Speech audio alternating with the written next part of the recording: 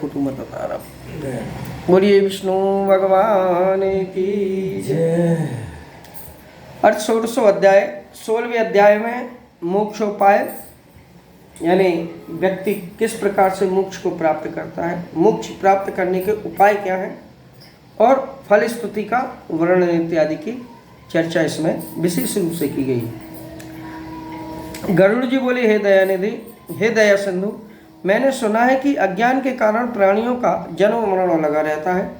अब मैं सनातन रूपी मोक्ष के उपाय को सुनना चाहता हूँ। हे देव देवेश, हे शरणागत वत्सल, सब दुखों से व्याप्त इस संसार, इस असार तथा भयानक संसार में नाना प्रकार की योनियों में जीव राशि हैं जो उत्पन्न होती हैं और मरती हैं। इस जन्म मरण के चक्कर का अंत नहीं है। वे सर्वदा दुख भोगते हैं, उसमें कभी भी कोई भी सुखी नहीं रहता। हे प्रभु, हे मुक्तिनाथ, इसलिए आप ऐसा उपाय कहें जिससे कि वे मुक्त हों। श्री भगवान ने कहा, हे गरुड़, सुनो, तुम जो पूछते हो वह मैं तुमसे कहता हूँ, ध्यानपूर्वक सुनो। जिसके सुनने मात्र से ही नर संसार के आवागमन से मुक्त हो जाता है। परब्रह्म स्वरूप, कार्य रहित, सर्वज्ञ, सर्वकर्ता, सबके ईश, निर्मल, अद्वैत शिव है। वह स्वयं ज्योति आदि अंत रहित है, निर्विकार, ब्रह्म आदि से भी परे हैं, निर्गुण, सच्चित आनंद स्वरूप परमेश्वर है। उनके अंश का नाम जीव अलग है। जिस प्रकार अग्नि से चिंगारी निकलती है, उसी प्रकार अनादि के फेर में पड़कर उनके शरीर आदि द्वारा उपाधि से जीव अलग होता है। पुण्य तथा पाप रूपी यंत्र से जकड़े रहने से सुख या दुख मिलते रहते हैं। जीव अपने कर्मानुसार प्राप्त हुए शरीर, आयु, भोगना, विनाश होने वाली अपनी अपनी जातियों में भोगते हैं। प्रत्येक जन्म में यह भोगते हैं। हे गरुड़, फिर मोक्ष तक अविनाशी लिंग शरीर मिलता है। स्थावर, कीड़े, पक्षी, धार्मिक नर, देवता आदि मोक्ष की कामना करने वाले ये क्रम अनुसार स्वदज, अंडज, उद्दज, जरायुज 4 प्रकार के जीव हजारों बार शरीर धारण करते हैं और मरते हैं। अपने पुण्य प्रभाव से मनुष्य योनि में जन्म लेते हैं। ज्ञानियों को मुक्ति मिलती है। 84 लाख योनि में जीवों को जन्म धारण करना पड़ता है। मनुष्य योनि के बिना अन्य योनि में तत्व ज्ञान नहीं होता। लाखों बार संसार में जन्म लेने के बाद यदि पुण्य पुंज रहे तो जीवों को कभी मनुष्य जन्म से लाभ हो जाता। इस प्रकार मोक्ष साधन स्वरूप अपराध मनुष्य योनि को प्राप्त कर अपने तरण के उपाय जो नहीं करता, उससे अत्यधिक पापी अन्य कौन होगा। मनुष्य के हाथ पैर आदि रमणीय हों, उत्तम वंश में जन्म हो प्राप्त कर अपने हित की बात जो कोई नहीं सोचते, वे ब्रह्मघाती होते हैं। बिना देह के किसी को भी पुरुषार्थ नहीं होता।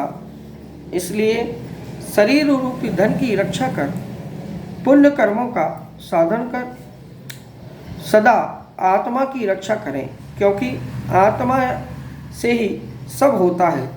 इसकी रक्षा में यत्न करना चाहिए, क्योंकि जिंदगी बनी रहेगी तो अनेक सौ अवसर प्राप्त होते रहेंगे। यदि जिंदगी नहीं है तो फिर क्या प्राप्त होगा। गया हुआ गांव, खेत, संपत्ति, मकान आदि फिर मिल जाएगा। शुभ अशुभ कर्म कार्य भी बार बार होते रहेंगे, पर दोबारा मनुष्य शरीर फिर नहीं मिलेगा। इसलिए पंडितों को अर्थात ज्ञानियों को यही उचित है कि अपने इस शरीर की रक्षा के उपाय करते रहें, क्योंकि कोढ़ी आदि रोगी भी कभी अपने शरीर के त्याग करने की इच्छा नहीं करता।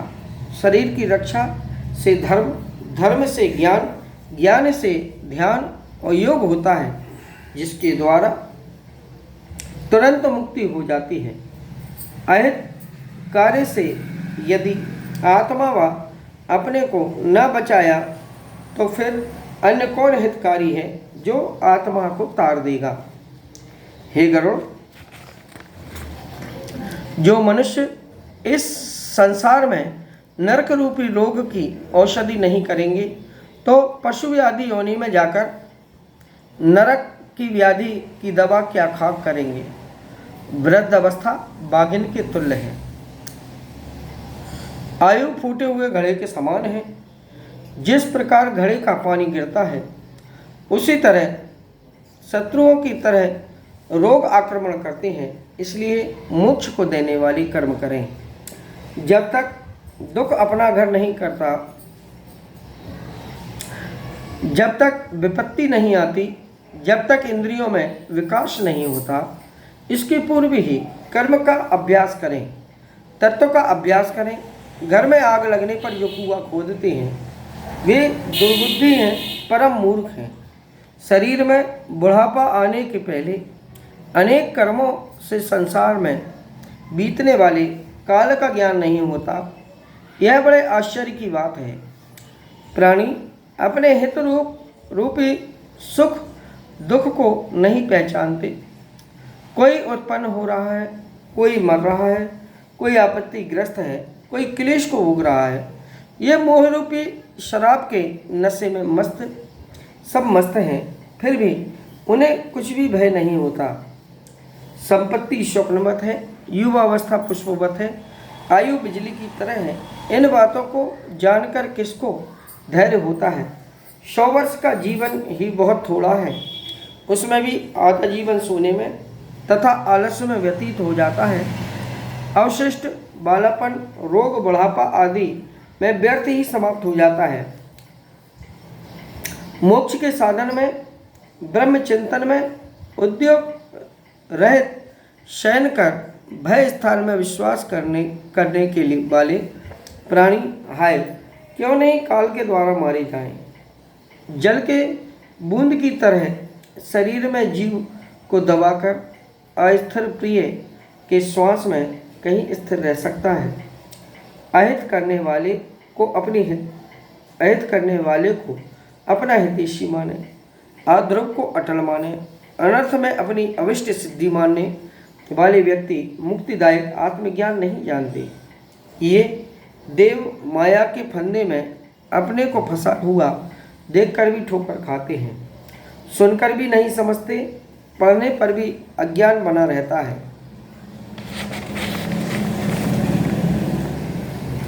कोई कर्म नहीं, यह कोई नहीं समझता कि काल रूपी अथाह संसार सागर में मग्न हूं, जिसमें मृत्यु, रोग, बुढ़ापा आदि व्याप्त है। जिस प्रकार जल में स्थित कच्चा घड़ा प्रतिपल नष्ट होता हुआ रहता है, मालूम नहीं पड़ता, उसी तरह प्रतिक्षण में नष्ट होने वाले काल भी नहीं पहचाना जा सकता। घेरे में हवा बांधी जा सकती है, आकाश को खंड खंड भी किया जा सकता है, लहरों को भी गूंथा जा सकता है, किंतु आयु में आस्था नहीं हो सकती।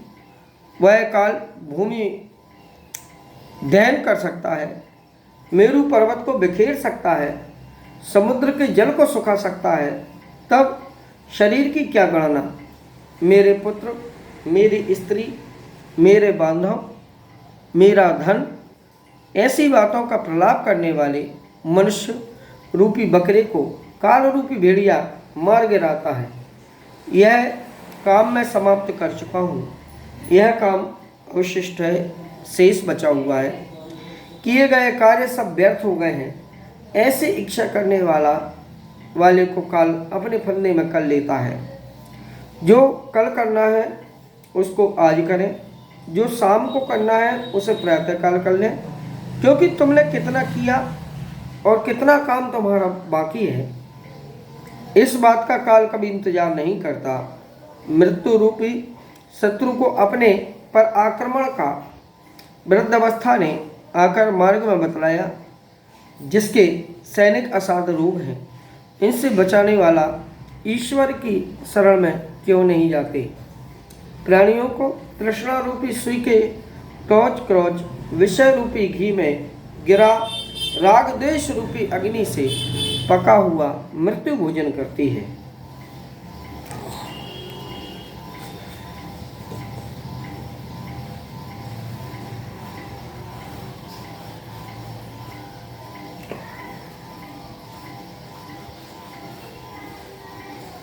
रिवर्स करेंगे।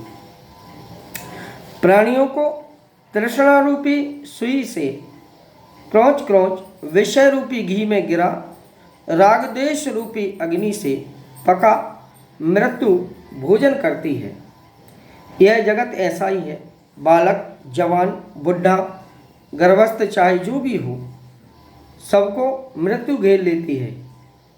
जब जीव अपने शरीर को ही त्याग कर यमपुरी में चला जाता है तो कैसे स्त्री, माता, पिता, पुत्र आदि संबंधी कहे जाएं। यह संसार दुख का खजाना है। जो इस प्रपंच में रहता है वह दुखी होता है। जिसने इस संसार का त्याग किया है वही सुखी हो गया है, अन्य कोई नहीं होता। अतः संपूर्ण कष्टों को उत्पन्न करने वाले आपत्तियों का खजाना तथा संपूर्ण पापों का आश्रय रूप संसार से मुक्त हो, इसे क्षण भर में त्याग दें।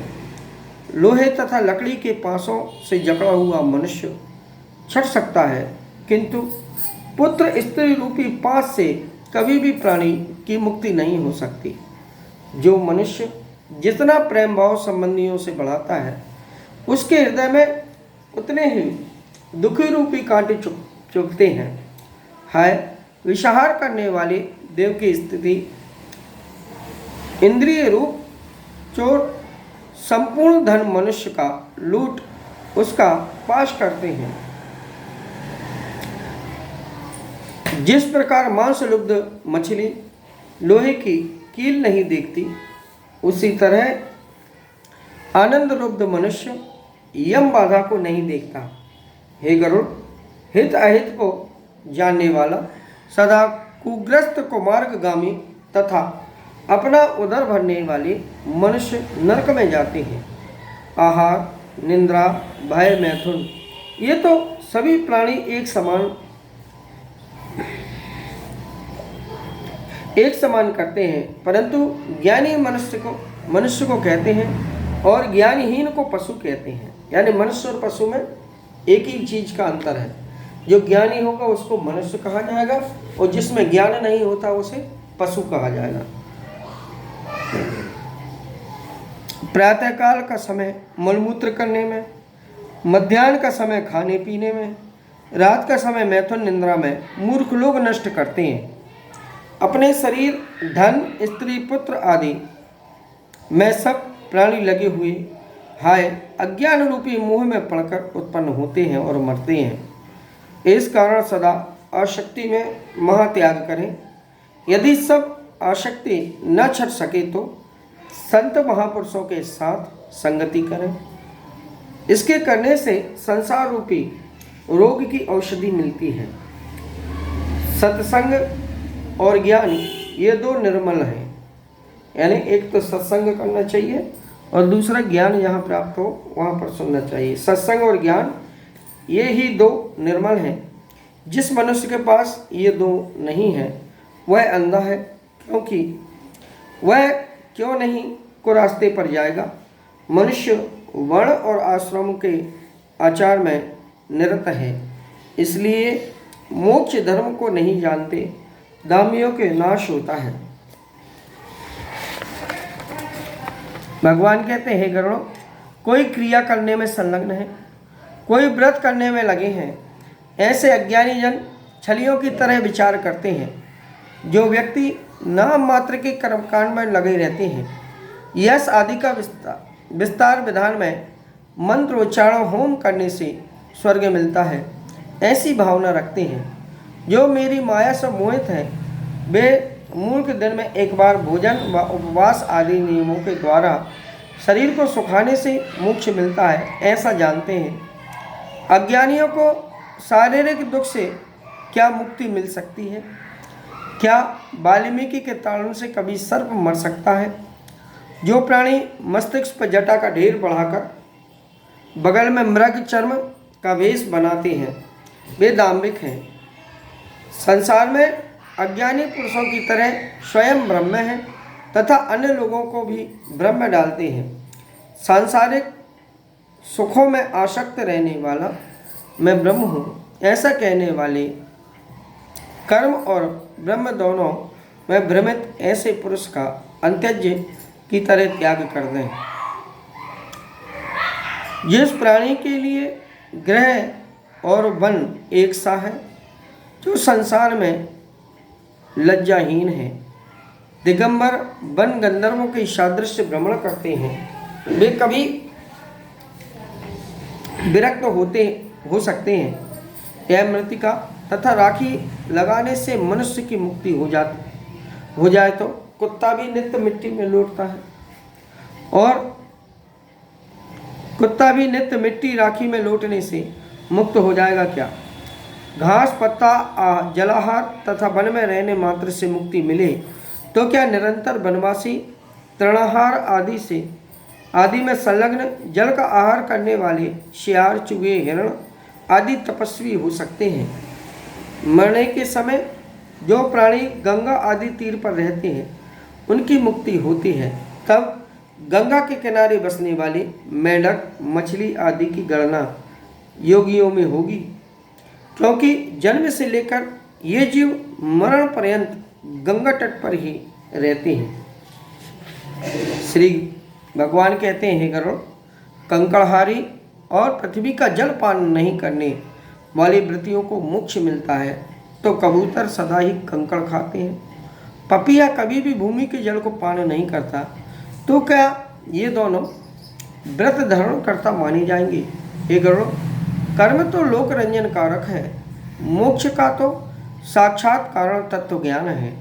हे गरुड़, षड्दर्शन रूपी महाकूप में गिरे प्राणी परमार्थ को नहीं जानते, वे पशु हैं तथा पशु बंधन में बंधे हैं। वे वेद शास्त्र रूपी घोर समुद्र में इधर उधर ग्रंथ पढ़ने के चक्कर में पड़े हुए कुतर्कियों, जन शोक आदि क्षय लहरों के चपेट में पड़ डूबते उतराते हैं। वेद शास्त्र और पुराणों पढ़कर परमार्थ ज्ञाता नहीं होते। वेद शास्त्र और पुराण पढ़कर परमार्थ ज्ञाता नहीं होते। यह विडंबना कौवे की बोली की तरह व्यर्थ है। यह ज्ञान है, यह सब जानने योग्य है। इस चिंता में पड़े अहर्निशी शास्त्र पढ़ते हैं, फिर भी परम तत्व का ज्ञान नहीं होता। काव्य और अलंकार से शोभित वाक्य छंदों में संलग्न चिंता से दुखित रहते हैं। वे व्याकुंद्रीय मूर्ख लोग हैं।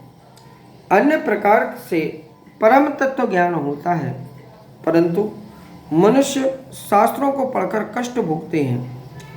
शास्त्रकारों की भावना सुंदर होती है, पर लोग उनका अर्थ दूसरी तरह से करते हैं। जिनको गुरु उपदेश नहीं मिला वे धूर्त जन अहंकारी हैं। वे स्वयं परम तत्व का अनुभव नहीं करते, अन्यों को उपमा, उपशमा, उष्मा आदि मुद्रा से ब्रह्म ज्ञान उपदेश देते हैं। कुछ जनगण वेद शास्त्र को पढ़ते हैं, आपस में ज्ञान का सदुपयोग देते हैं। जैसे कलछी दाढ़ में रहती हुई उसका स्वाद नहीं जानती, वैसे ही वे परम तत्व को नहीं जानते। पुष्प को मस्तिष्क पर धारण करता उसकी गंध नाक जानती है, उसी प्रकार वेद शास्त्रों को पढ़ते हैं, परंतु शस्त्राशय के ज्ञाता विरले होते हैं। मूल आत्म तत्व को ना जानकर शास्त्रों के अज्ञान में पड़े रहते हैं। जैसे अज्ञानी गड़रिया बकरी के बालक को गोद में लेकर भी कूप में ढूंढे। श्री विष्णु भगवान कहते हैं, हे गरुड़, सांसारिक मोह नाश के लिए शब्दबोध समर्थ नहीं हो सकता। जैसे दीपक के बिना उसके शब्दोच्चारण से अंधकार दूर नहीं होता, जिस प्रकार किसी अंधे के हाथ में शीशा दिया जाए तो वह अपना मुख नहीं देख सकता, उसी प्रकार अबुद्धिमान को पढ़ाना व्यर्थ होता है। अतः प्रज्ञावानों को तत्वज्ञान का लक्षण कहा। यह जाना, इसको जाना, यह सब सुनने की इच्छा है। किसी की आयु वेद गणना अनुसार दिव्य हजारों वर्ष की हो, पर शास्त्रों का खात्मा नहीं होता। शास्त्र असंख्य हैं, हर प्राणियों की आयु स्वल्प है, उसमें भी विघ्न बहुत हैं। अतः शास्त्रों का सार निकालने जैसे हंस जल से दूध निकाल लेता है। जो बुद्धिमान प्राणी हैं वे शास्त्रों का अभ्यास कर परम तत्व को जान शास्त्रों का उसी तरह त्याग कर देते हैं जैसे चावल की इच्छा करने वाले भूसी का त्याग करते हैं। जैसे अमृत से तृप्त प्राणी को आहार से कोई प्रयोजन नहीं है, वैसे ही हे गरुण, तत्वज्ञानी को अन्य शास्त्र से कुछ कार्य नहीं। हे गरुण, वेद अध्ययन से, शास्त्र पढ़ने से मुक्ति नहीं प्राप्त होती, ज्ञान से ही मोक्ष प्राप्त होता है। न आश्रयकरण से, न सतदर्शन के पढ़ने से, न सब कर्म करने से मुक्ति मिलती है। केवल मुक्ति प्राप्त करने में कारण ज्ञान है। विद्या निरर्थक है, गुरु की वाणी ही मुक्तिदात्री है। वैसे हजारों गट्ठे में एक संजीवनी लकड़ी ही उत्तम है। अद्वैत ही कल्याण स्वरूप ब्रह्म है, जो अपनी क्रिया के उद्योग से ना मिले। जो करोड़ों शास्त्रों को पढ़ने से ना प्राप्त हो, वह गुरुदेव से मिलता है। दो प्रकार का ज्ञान होता है, शास्त्र ज्ञान और विवेक से उत्पन्न ज्ञान। शास्त्र अध्ययन उत्पन्न परोक्ष ज्ञान को शब्द ब्रह्म, वस्तुतः विवेक से उत्पन्न अपरोक्ष ज्ञान को परब्रह्म कहते हैं। यानी ज्ञान दो प्रकार का होता है, एक शास्त्र से और एक विवेक से। हर व्यक्ति के पास दो ज्ञान होते हैं, एक शास्त्र को ज्ञान होता है और एक विवेक को ज्ञान होता है ना।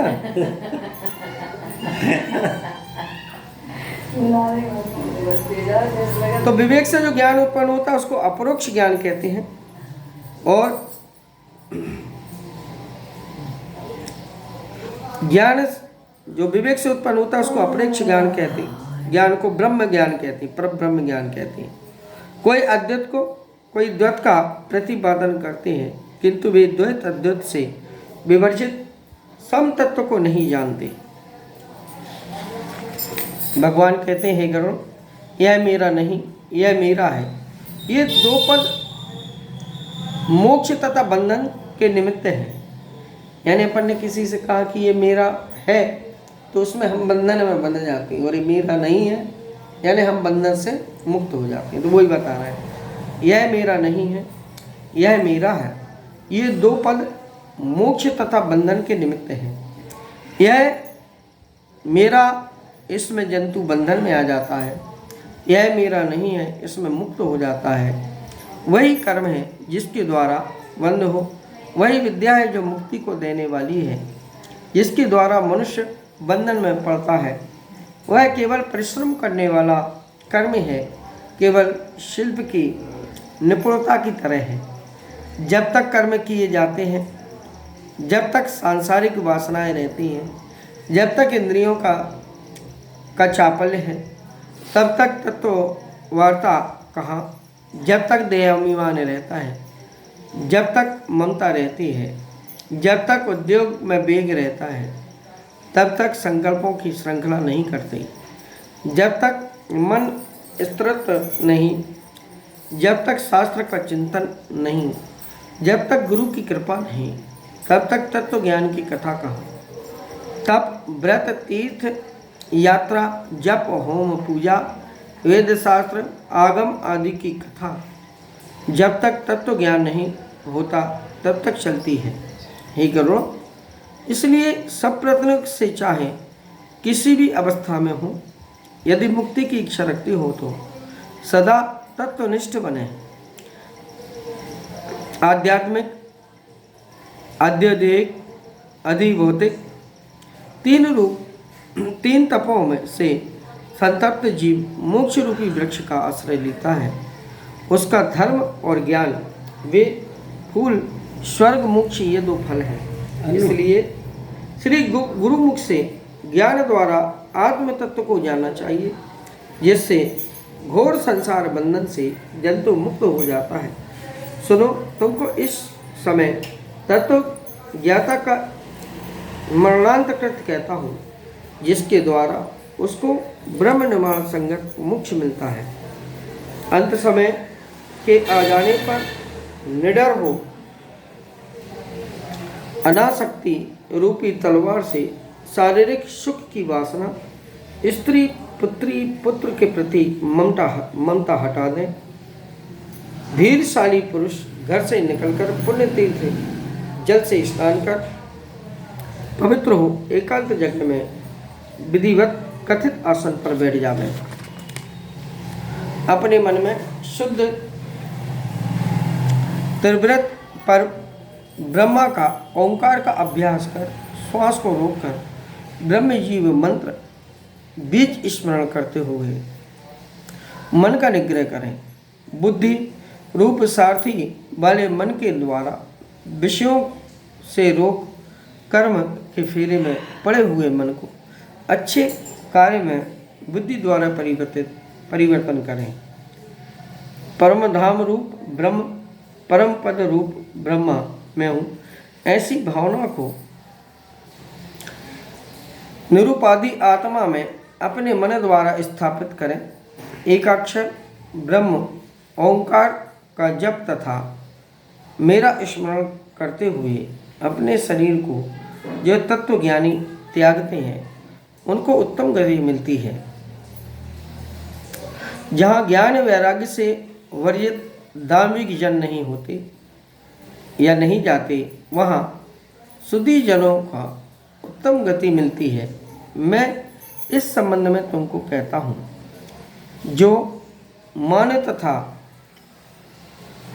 मोह से वंचित हैं, जिन्होंने आसक्ति रूप दोष को जीता, अध्यात्म ज्ञान में जो नित्य स्थिर हैं, जो निष्काम सुख दुख द्वंद्वों से मुक्त हो गए, ऐसे ज्ञानी पुरुष उस परम पद को पाते हैं।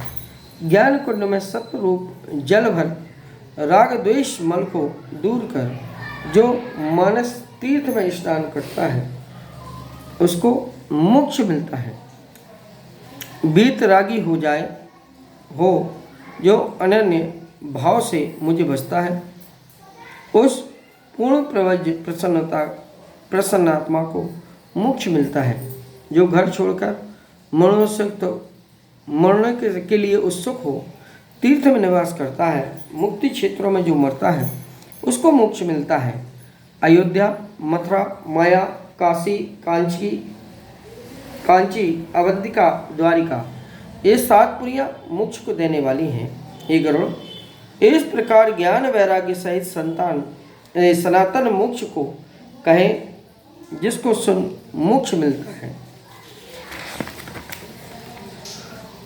हे गरुड़, तत्वज्ञों को मोक्ष मिलता है, धार्मिकों को स्वर्ग मिलता है, पापियों को दुर्गति मिलती है और वे खगादी योनि में पैदा होते हैं और मरते हैं।